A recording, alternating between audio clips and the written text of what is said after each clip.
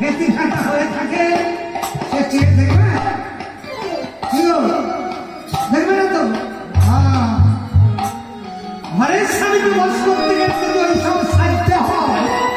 জগৎ স্বামী আপনাদের দিকে কি করে তাকাবে তার জন্য একটু সাজুন, পাঁচের শাড়ি পরুন, গলাতে তুলসীর মালা পরুন, কপালে চন্দন তিলক করুন, একটু জপে থলি দিন, মুখে কৃষ্ণ নাম করুন, তবে তো সে তাকাবে না। আর যদি তার জন্য না সাজি সে দেখবে যে তা আপনারা নবদ্বীপ গেছিলেন, মায়াপুর গেছিলেন, বাহ বাহ, মায়াপুর গেলেন, নবদ্বীপ গেলেন, সেখানে দেখেছেন তো আবার বলি তার গলায় তুলসীর মালা, ললাটে তিলক, বুকে ঝুলি, জপ করছে। আপনারা গেলেন, গৌর হরি দর্শন করলেন, প্রসাদ পেলেন, থলি মালা কিনলেন, কিন্তু ঘরে এসে কিছুই করলেন না।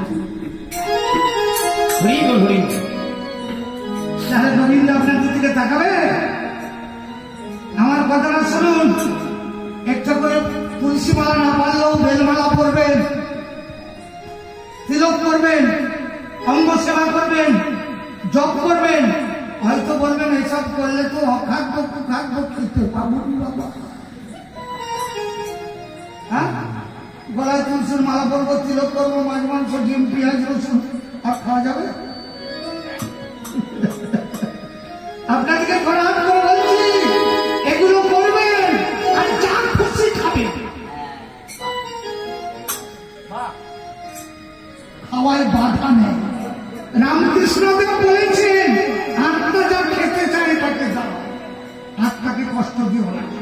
আচ্ছা মায়েরা, আপনাদের একটা প্রশ্ন করি, যে ছোট ছেলে, আপনাদের কোলের ছেলে খাইয়ে দিয়ে বিছানায় শুইয়ে দিয়ে আপনারা অনেক কাজ করতে যান তো? ছেলে যদি ওই বিছানায় পায়খানা পেচ্ছাপ করে, আপনারাও করেছেন, আমরাও করেছি, করে দেখবেন পায়ে হাতে করে ঘাটতে সেটা নিয়ে মুখে উঠিয়ে দিচ্ছি, খাই রে অনেক ছেলে। কে পরিষ্কার করবে? কে করবে? মা করবে না? মা তো করবে। হ্যাঁ, আপনাদেরকে সেরকম বলছি, যা পুষ্ট খাদ্য খাদ্য খান, পরিষ্কার করার দায়িত্ব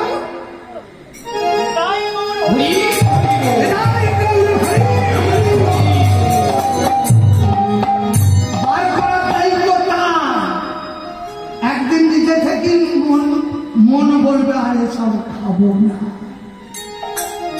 আর আপনারা তিলক করেননি কেন জানেন? লজ্জা আছে। আমার কথাটা মিলিয়ে দেখবেন, কালকে একটু তিলক মাটি আপনারা যদি না থাকে আমার কাছে নিয়ে যাবেন, যাওয়ার সময় দেবো।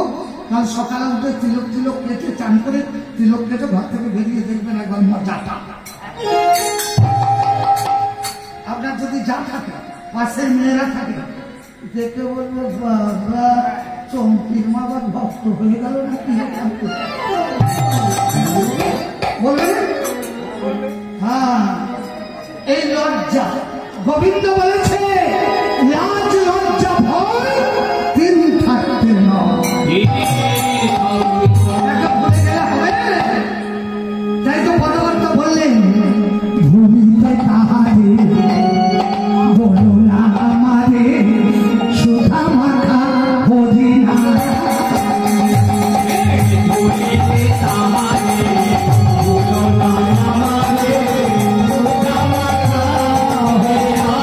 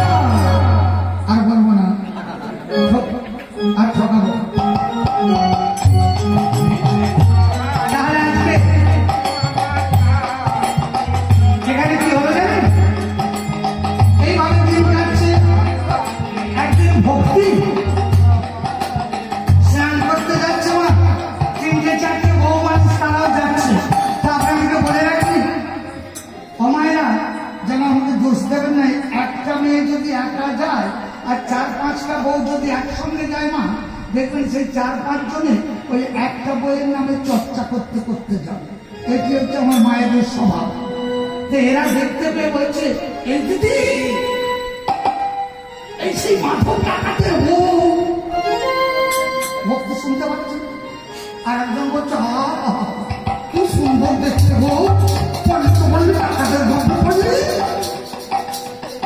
আর একটা বলছে, ওর কি নাম জানি? ওর নাম হচ্ছে ভক্তি।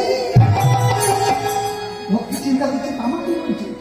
তার মানে আমার স্বামী ডাকাত, রাত্রে চলে যায় ডাকাতি করতে। স্বামী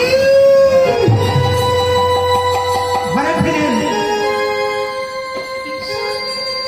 মাধব দেখে বলছে, জলাঞ্জলি এরকম ফিরে নিয়ে গেল। বলে, স্বামী আমি জলাতে গিয়েছিলাম, 4-5টা বউ মানুষ আমাকে দেখে বলছে কি, ওই ডাকাতের বউ।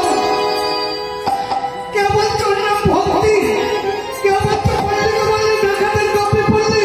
স্বামী তুমি বলো, তুমি বলো। ওরা যা বলছে তুমি না নাও, তুমি ডাকাতে নাও, তুমি বলো।